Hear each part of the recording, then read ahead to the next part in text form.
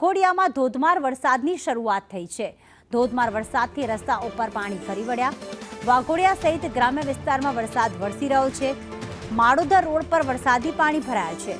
ત્યાં પરિશ્રમ સોસાયટી આવેલી છે, તેના રોડ ઉપર પણ પાણી ભરાઈ ગયા છે। વાઘોડિયામાં વરસાદની શરૂઆત। રાજુ, કયા કયા વિસ્તાર એવા છે વાઘોડિયામાં જે વરસાદથી પ્રભાવિત થયા?